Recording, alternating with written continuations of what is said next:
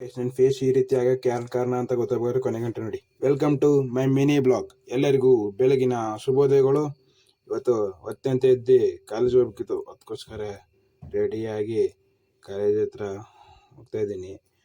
ಅಲ್ಲಿ ಕಾಲೇಜ್ ಹತ್ರ ಹೋದ್ರೆ ಇಲ್ಲಿ ಬುದ್ಧಂದು ಫಂಕ್ಷನ್ ನಡೀತಿತ್ತು, ಅದು ಮುಗಿಸ್ಕೊಂಡು ಅಲ್ಲಿಂದ ಗ್ರೌಂಡ್ ಕಡೆಗೆ ಬಂದೆ. ಗ್ರೌಂಡಲ್ಲಿ ಇವ್ರು 3 ಜನ ಬಂದರು. ಇವ್ರು 3 ಜನ ಮಾತಾಡ್ಸ್ಕೊಂಡು ನಾನು ಕ್ಲಾಸ್ ಕಡೆಗೆ ಹೊಂಟೆ. ಕ್ಲಾಸ್ ಮುಗಿಸ್ಕೊಂಡು ಇವನೇ ಮಕ್ಕಳಿಗೆ ಮಾಡಿದ್ದವನು ಇವನೇ. ಯಾಕೆ ಕಾರಣ ಅಂದರೆ ಫಸ್ಟ್ ನಾನು ಮಾಡಿದ್ದೆ, ಬಡ್ದೆ ಅವನಿಗೆ, ಅದಕ್ಕೆ ಅವ್ನು ನನಗೆ ಬಂದು ಬಡ್ದ. ಅದಾದ್ಮೇಲೆ ನೋಡಿ ಹೆಂಗೆ ಬರ್ತಾನೆ ನನ್ನ ಮಗ ಬಡಿಯೋಕ್ಕೆ.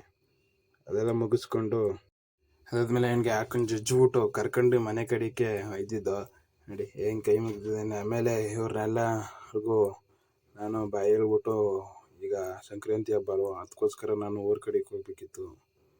ಅದಕ್ಕೋಸ್ಕರ ಇವ್ರಿಗೆ 3 ಜನಕ್ಕೂ ಬಾಯಿ ಹೇಳ್ಬಿಟ್ಟು ನನ್ನ ಪಾಡಿಗೆ ನಾನು ಊರ ಕಡೆಗೆ ಹೋಗ್ಬೇಕಿತ್ತಲ್ಲ ಅಂದ್ಬಿಟ್ಟು ಬಸ್ ಸ್ಟ್ಯಾಂಡ್ಗೆ ಬಂದು ಅಲ್ಲಿಂದ ಸ್ಟೇಷನ್ಗೆ ಬಂದು ಸ್ಟೇಷನಲ್ಲಿ ಫುಲ್ ಖಾಲಿ ಹೊಡಿತಿತ್ತು ಅನ್ಕೊಂಡು ವೆಯ್ಟ್ ಮಾಡ್ತಿದ್ದೆ. ಅದಾದಮೇಲೆ ಏನು ಜನ ಸಾಗರ ಬರ್ತು ಹುಸಿ ಬರಲಿಲ್ಲ. ಆಮೇಲೆ ಟ್ರೈನ್ ಹತ್ತಿ ನಮ್ಮ ಊರ ಕಡೆ ಪ್ರಯಾಣ ಬಂದು ಅಲ್ಲೇ ಹೇಳಿದ್ರು ಹೊಸಿ ಜನ ಹೇಳಿನಿಲ್ಲ ಗೌರವಿ, ಅರ್ಧಕ್ಕರ್ಧ ಅಲ್ಲಿ 70% ಟ್ರೈನೇ ಖಾಲಿ ಆಗೋಯ್ತು, ಅಷ್ಟು ಜನ ಹೇಳಿದ್ರು.